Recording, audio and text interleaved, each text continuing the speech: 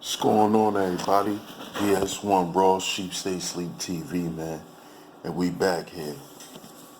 Do me a favor, make sure you like the video, share the video.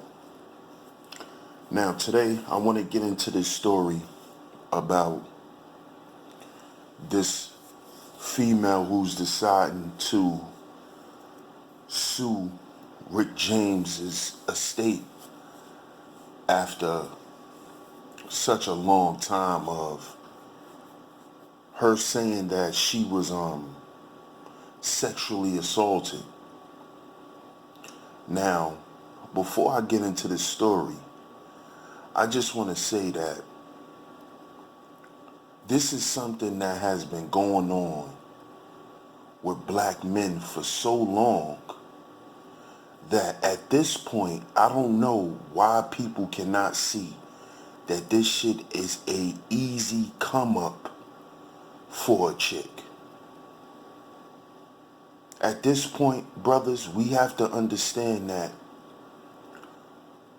you can never put yourself in a predicament where a female could come up off you on any level.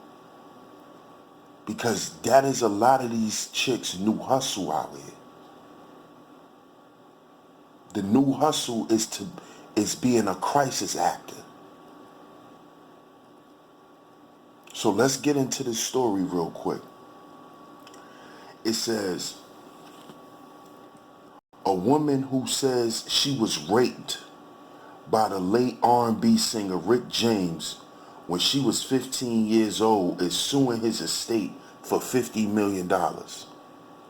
So she's claiming she got raped at 15. And she's suing his estate now. Some shit that happened when she was 15 years old. The unidentified, why isn't she identified? She's suing a known celebrity. Why isn't her identity known? Why nobody can know who she is? She a grown ass woman. That's sketchy too. The unidentified plaintiff says James raped her while she was staying at a group home in Buffalo, New York in 1979. In 1979, y'all, he raped her at a group home in 1979. The lawsuit was filed on Thursday against the James Ambrose Johnson Jr. 1999 Trust, which is run by the singer's estate.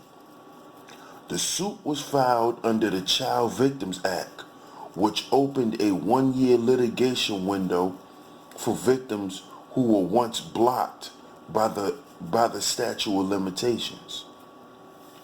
In the lawsuit, the woman said James was visiting one of the parents of the group home at the group home Hope. She said he came into her room after dinner and raped her.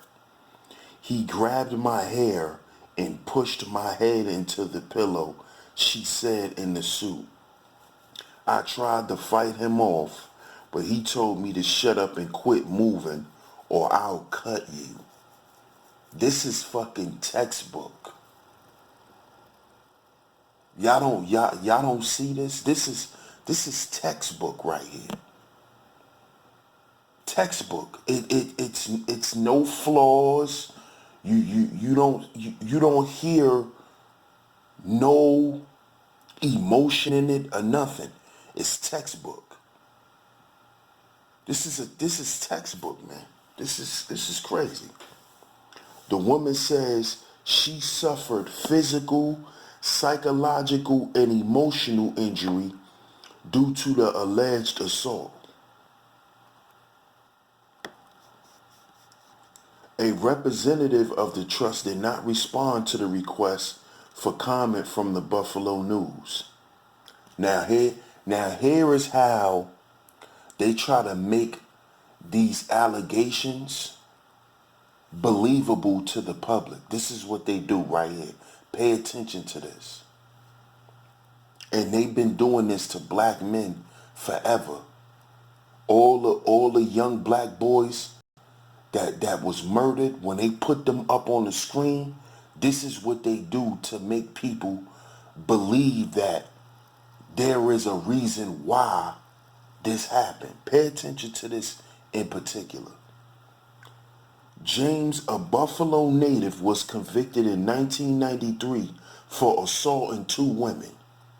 The first case occurred in 1991 when prosecutors said James and his girlfriend tied a woman to a chair, burned her with a hot crack pipe, and forced her to perform sex acts during a cocaine binge at his West Hollywood home. He was free on bail when the second assault occurred in 1992 in James's hotel room.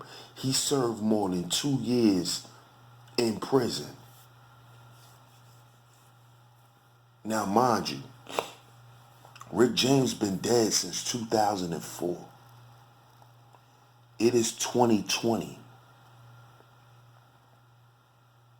This woman said she suffered physical, psychological, and emotional damage from some shit that happened in 1979, and you wait till now not only to sue, but when were you gonna get this help that you claim you need all of a sudden?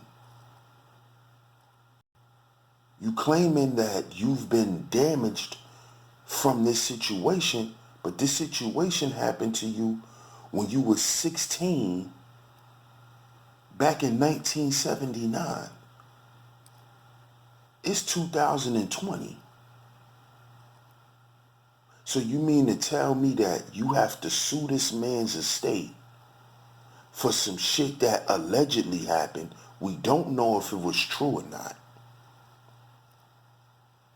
Because in order for us to know if it's really true, you had to tell somebody back then.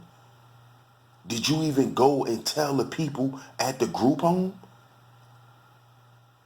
that Rick James supposedly sexually assaulted you in their facility? See, this is what I mean by we gotta learn how to make sense of shit and understand when the fix is in and when the fix is at work. This is some bullshit. Okay, this happened to this woman when she was 16. She might have not forgotten it if it happened. But why do you wait till 2020 to actually get something done about it? You had plenty of time to come out about it. And you didn't even have to, and see, this is my whole thing. They're not even coming out just to let their story out. They're coming out for money. See, that's when you gotta know if this stuff is even believable at this point.